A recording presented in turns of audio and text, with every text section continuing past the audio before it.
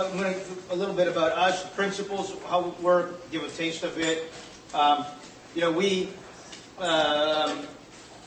are exploring different ways. Why in general are we having sessions like this and stuff like that? We're exploring different ways to make our work accessible. Fundamentally, when I created this organization, it was the company was I have a background as an entrepreneur, as a business consultant, and in the world of personal development, personal transformation, organizational transformation. It's kind of interesting, you see programs where I used to deliver them where people, you'd start to hear people start here and they get, whoa, way lit up over here and all on fire, and then it fades and it ends up here. And the net difference is, somewhat positive, but there's not the, it doesn't retain what it could. You know that, right? Yeah. Right? You're like, you've all done this, read books, been inspired, watched something, going, I'm going to do this, and then you can't get out of bed the next morning. Right? And in fact, so I became interested in what's that gap? How come we can do all of this, and how come sometimes, you're on fire, you're in the zone, and you produce 10 times what you normally produce, and how come that company over there is just kicking ass, and they're operating in the same world? I always point out to people, I worked for 6 years probably with Lululemon, and it's like, okay, listen, Chip went from owning a couple of stores when I started with him to he's worth now about $2.5 billion, and he did it in the same number of hours, in the same amount of, you live in the same hours and weeks that he does, right? So what's the difference? What's going on? And it's not complicated. You can actually, and it's really what are you working on? Where are you spending your time? Where are you spending your energy? And there's number, or the quality of your existence. Sometimes you're lit up and joyful, and sometimes life sucks. And what is it to be at the source of things? What is it to be at the source of the results that you want and the quality and experience of life that you want? And if I were to narrow it down, I'd say it's those two things. There's an experience of life that you want to have, and then there's physically the results that you want to have, right? Those are kind of a generalization that covers most things. So we could, everything that I'm going to talk about was created as an answer to the question is how do we create reliable and sustainable results for people rather than just a hit and a high and then a degradation. And we really took on to crack the code is basically it. And one of the most important things about what we do is that it's not about, let me see. It's not about something new. One of the things I realized is that people believe that something's not possible or it's too different. You think it's not available to you. So everything about what we do is based on what you, at some point in your life, you have done. So you demonstrated you can do it. And there are people in the world doing it. Meaning that there's precedence. Meaning that your mind can't say, this is not available to me as a human being. Now, whether you do it or not, I don't know. That's up to you. But I can show you ways to 100% without fail, whether you're a sole entrepreneur or whether, we've been asked to deliver development for Coca-Cola. So I don't know what they're, Fortune 50. It doesn't matter what size you are, that you can 100% without fail design and deliver the results you want and the experience of life that you want.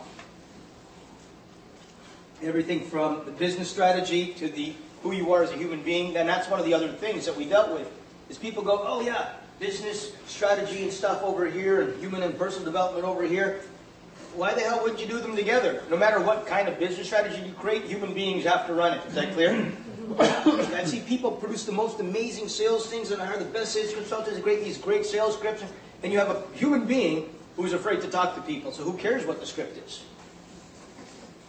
Right? It doesn't matter. So if you have, as a human being, resistance to certain things or barriers to certain things, one of the things we work off of is we notice this thing that there's tens of thousands of books have been written, lots of workshops and stuff like that. If any of them work, then everything would be working now, yes? Does everybody, again, nobody notices that we have an associate in England, his name is Mike Harrison. He's built 3 or 4 different £1 billion companies and things like that. And we were sitting there one day, because our goal, every project we ever worked on has succeeded, and we realized there's mechanics to it. So one of our goals is making the mechanics available. We believe that instead of 90% of businesses failing, 90% can succeed, or actually 100% can succeed. And there's mechanics to follow. And we thought it was funny that because he's immersed in the business world in UK and Europe, the statistic is the same, 90% failing, as it is in North America. It's like it's kind of a fairly universal statistic. And we go, wow. You think of all of that stuff that's been developed and books written about, if any of it worked, that statistic would sometime change. Does that make sense? Mm-hmm. Like, why? Because there's a whole bunch of stuff unexplored and unexamined in all of those things. And the foundation of our work, there's a lot of different principles. I'm going to go over a few of them today. The two most foundational ones I'm not going to go over, I'm just going to tell you, but are basically these two things. You don't know anything, and you're full of shit. Okay? And it doesn't matter if you're a single entrepreneur or if you're Coca-Cola. If I can't say those to you and you can't kind of be willing to grapple with them, there's absolutely no point in working with us. I like it. Okay? And it's not a question of are you full of shit, it's in how many remarkable ways are you full of shit? And how much of it can you own? Do you have any idea? Because, you know you are. You talk to yourself, you can't not know you are. Right? And then the other part is that you don't know anything, and the problem is that wherever you think you do, that's a problem. In every breakthrough result that's been produced, people use as case studies and stuff, they all did something in a brand new way that was remarkable that people would have never gone to with their knowledge of the system. Is that clear? So you have to get out in the world of creativity, all sorts of things, but we'll get into it. We'll get into it. So, but it's a good thing, a good way to be here is to at least consider that you don't know anything and you're full of shit. It's a good starting point. All right. So we have, we work with companies, one-to-one. Our fundamental commitment is to change the way business is done on the planet that work for impact life. We looked at it. I looked at lots of different things about retaining impact, sustainability, implementation, and I realized if we wanted to create let's say a breakthrough business model where it's very socially responsible, I found it very ineffective to go, oh, here's something socially responsible, you should do it because it's good. The people that will say yes to it are the people who already would do it anyway. And now that's less than 10%. Everybody else, more profit. So we realized, what if we created an approach that's way more profitable than anything else, way better in financial performance, and if you work that system, it also produces, say, social impact, etc., and other things. But it's about working a business model that's so much better than anything existing that the only thing that makes sense once you actually get it is to do it that way. So I want to talk about some of the founding principles behind that, because I spent a lot of years developing that. Examples of the success of it are examples like Lululemon and other things that I give you, and I'll share some other examples. So let me talk about, in the world of the pursuit of creating what this is, there's a few different stages along the way, and the fundamental principle is architecture and environment. When I just get to work with people, I call it designing versus doing. All right? So the whole thing is this. You have a business. Some of you maybe you make software. Some of you are in construction. Some of you, offer consulting. Whatever you offer, you have an intention that it produces an outcome with people, that it performs, yes? And it has to perform reliably or you can't sell it. Is that clear? And you're very thoughtful about designing whatever it is so that it delivers. Even if it's this marker, it has to deliver what it's designed to do. Is that clear? And you're clear that you not even remotely spend that much time in the design of your business. Our work is exceptionally simple. It's this. People with that TV or this marker or this watch, the amount of effort put into designing it to make sure it functions and performs exactly how you want, people simply do not put that into their business. We had a construction company. Your business has strengths and weaknesses, right? Flaws and really strong points. And if whatever you sold had as many flaws as your business, you wouldn't be able to sell it. Is that clear? That's all it is. I really want people to get that what we do isn't rocket science. It's what you already do, but you only do in one domain and you don't do in the other domain. Because our goal is that everybody can access very successful and effective businesses. So we work from an engineering perspective. How do you, without fail, design a business to deliver exactly what you want? When you're making this marker, you don't just put some stuff together, you do it, you try it, you do it, you try it, you make modifications until it performs. So why wouldn't, if you wanted your business to perform exceptionally well, why wouldn't you take time to design all aspects of your business? And have to get your really impatient minds to slow down and get this. I mean, where are you going anyway? Where's the rush? What's the only place you're going for sure? Yeah. Death, exactly. So if you're rushing, guess where you're rushing to? Probably our single biggest barrier to accomplishing what we want to accomplish is people rushing. As if there really is something urgent.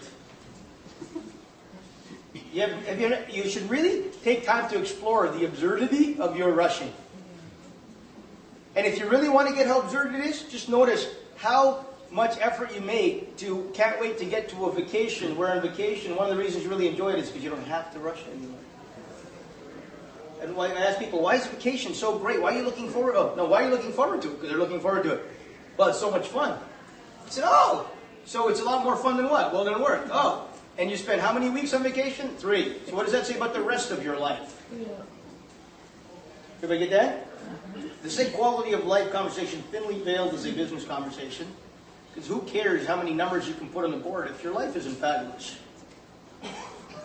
All right, so designing.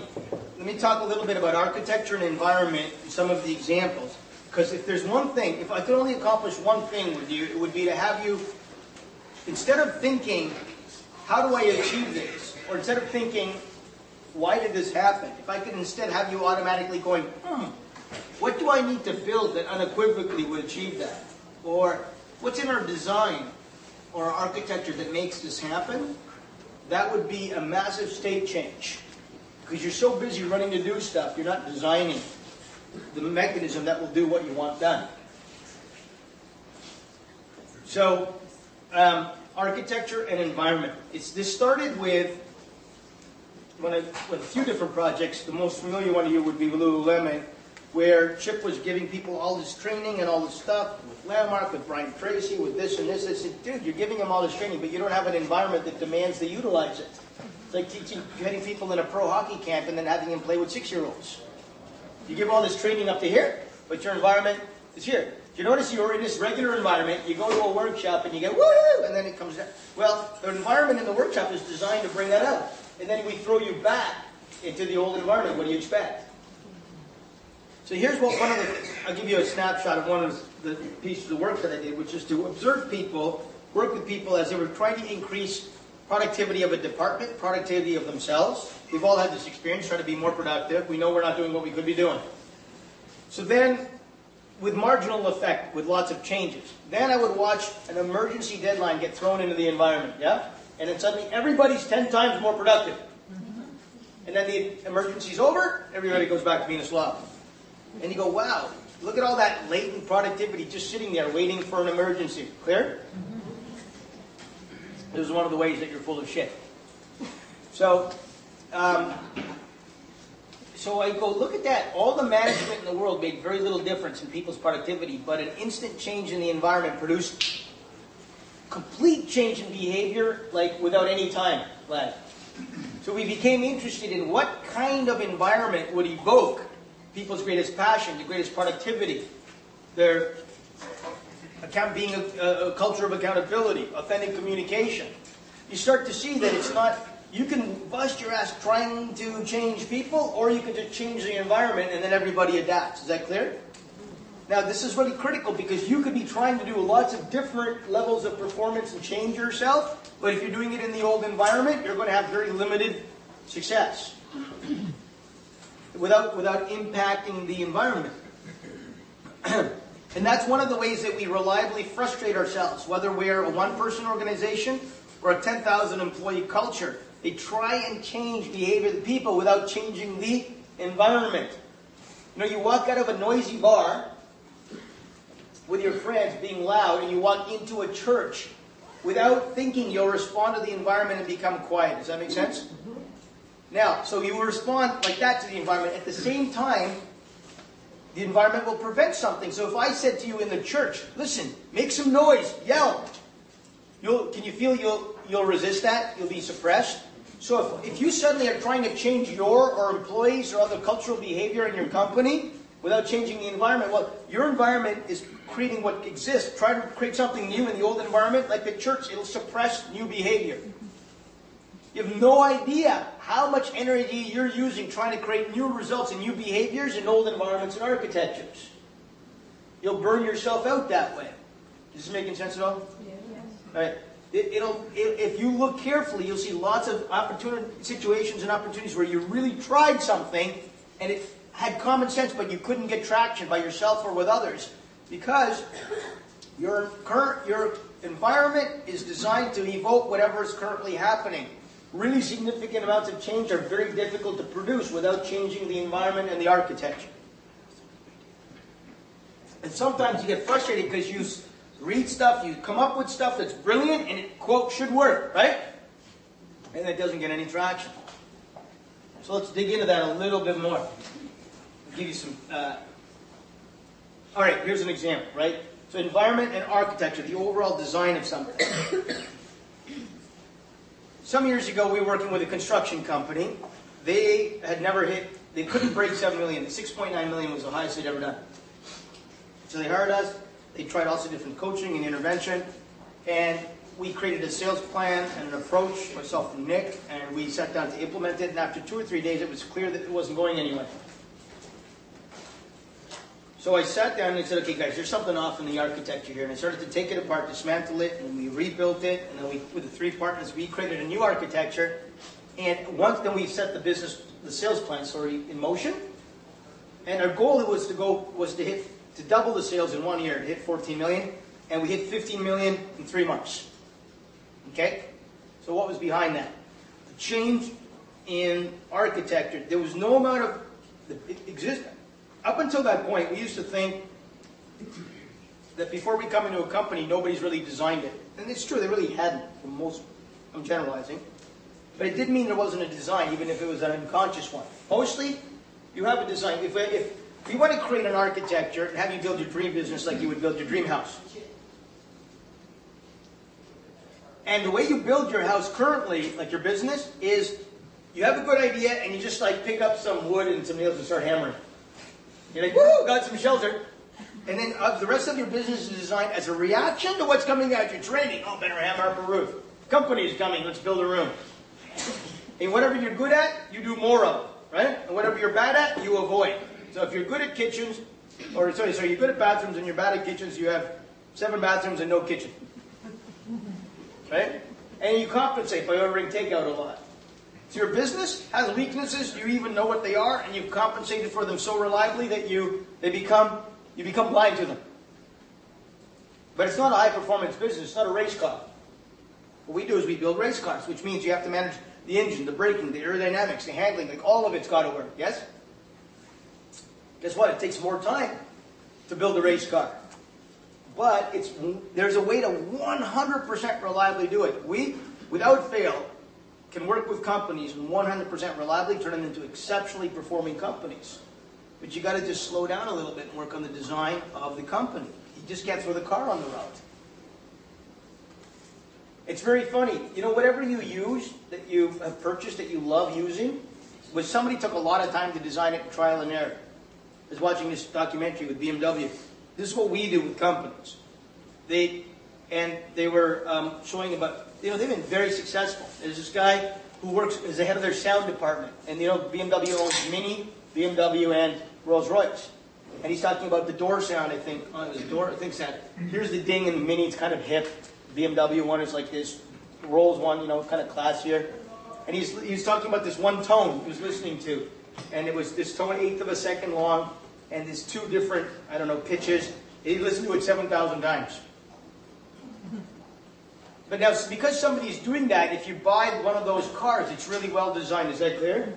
You won't even remotely have that kind of patience to design your business. But if you did, we could have your business like go crazy. Outperform everybody. Why? Because nobody else is spending that time designing their business. But, you know, the performance. Here's what I want you to get. I don't know if there's a way to absolutely have you get it. You can design your life, your business to perform exactly how you want it to at any level of performance. Whether it's small and local, whether you want to build a multinational brand like we're doing with Lululemon, whatever it is. Doesn't matter. It's possible to do that. But you have to stop running around chasing actions and results. You have to be willing to design the machine that will perform that way. So let me tell you something again, one more piece about that construction company. So when we redesigned it, boom, we hit 15 million in 3 months. There's a number of things that we learned along that process. First of all, it's not that there wasn't a design before we got there. It was designed to do exactly what it was doing. So we became interested in what's behind the current design. So right now, you have a current design and how you operate. This is another place to explore where you're full of shit, by the way. So we said, oh, so here's the bottom line. What we got to is that behind everything is intention. This is probably one of the most critical aspects of our work. You know, if I said, hey, let's go to Whistler next month for a weekend of skiing, and you really want to go, but you say, I don't have the time or I don't have the money, I really want to, but you can't seem to make it. And your brother calls and said, hey, I'm getting married that week in London, and you're the best man. You're like, okay, see you there. You don't even know how you're going to get there, but you've decided it is your intention to be there, so you will get there. Is that clear? Good. Because our assertion is that whatever you really intend, you will make happen. So if you want to know why it is the way it is in your life, because that's your intention. Because if it really was your intention to be different, you change it. There's a number of areas we won't coach people in business. I say, what are your issues? What are some of your most common issues? And they'll go, oh yeah, I just would love to handle, people are late, or they won't hand their timesheets in time, or this or that. I say, okay, great. I won't coach you. And I go, why not? I said, let's timesheets. Okay, good. If I said that at the end of January, you get a $10 million payout if you have 0 late timesheets between now and then for 6 weeks, how many timesheets will you have late? 0. Oh, look at that. It went from impossible, not to possible, it went from impossible to a done deal in about 2 seconds. Why? Because you're full of shit. Because if you really wanted to handle it, guess what? You would. So we're not going to coach you on stuff that you already have no intentional handling, because I'll just give you all this coaching. You're already not motivated to handle it. So you just it's not going to be effective at all. So here's what we learned. The architecture that exists today is designed, first comes what your intention is, then comes your existing architecture. So if your intention is to create a multi-million-dollar exceptional brand, a multinational brand, then you'll have that architecture. So one of the partners from this construction company, he realized, one of his intentions was, he's worked hard for 15 years. He's built this company. He now has a good life. It's balanced. He does the Ironman. He trains every day. He has a new little baby girl, and he has this balanced life that he's just got balanced. And even though he says his intention is to increase the business, his real intention is to protect his precariously balanced life. Is that clear? That's his real intention, is what we got to. And back over here, his lizard brain knows that if any more than $7 million of business comes in, the company is not designed to handle it. It'll disrupt everything, and he will be overwhelmed, and his balanced life is out the window. So he's built all these bottlenecks in the architecture that are unconscious to protect his balanced life. In some manner, shape, or form, you are, without fail, an expansion prevention machine. It's not a question of if, it's in what manner. What are you protecting? What's the consequence of rapid expansion that no matter what, you want expansion that you don't want to deal with? When I looked at it back some time ago, I go, wow, sadly, big expansion would have me deal with these things and this type of accounting. Oh, I'd have to hire people and then train them and manage them. And, you start to think what you'd have to deal with, and you don't realize how you're undercutting, you're sabotaging yourself, undermining yourself, sorry. So it's not a question of are you an expansion prevention machine? You are. And in what manner are you? What are the consequences of expansion? If you really tell the truth that you don't want to deal with.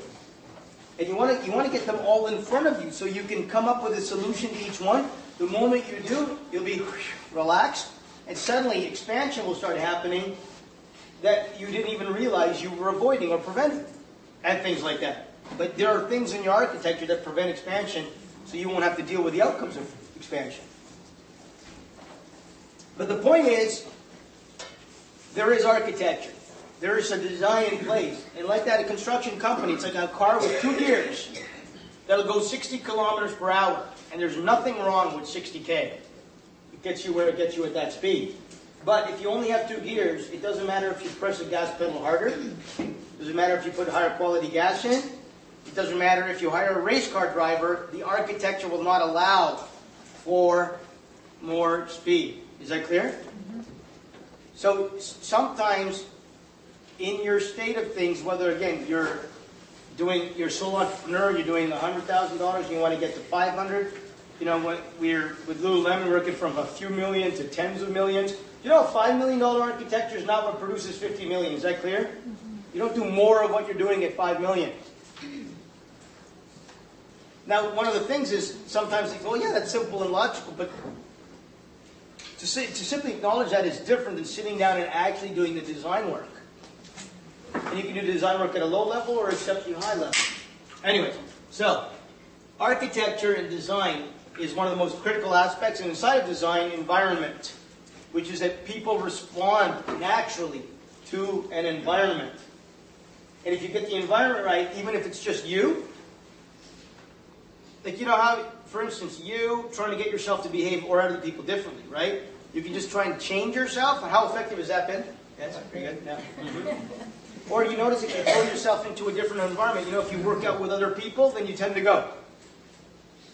If you set up to have workout buddies, 3 of them that you have to meet, that they pick you up every day at 4 o'clock, you're about 1,000% more likely to go than if you're trying to make yourself go. Does everybody get that? Yes. It's understanding and willing, rather than trying to change who you are as a human being, it's understanding, look, this is the way I am, my strengths and weaknesses, so I'm going to design an architectural environment that's perfect for the way that I am. Versus, you know, because if you read all those books, you'd kick ass with any one of those pieces of information if you were a robot. Right? And if you did everything perfectly, no problem. They're all valid. What's in all of those other books, it's all valid. But it's different than but only valid if you actually do it exactly that way. Right? And you're full of shit. So you're unlikely to do that.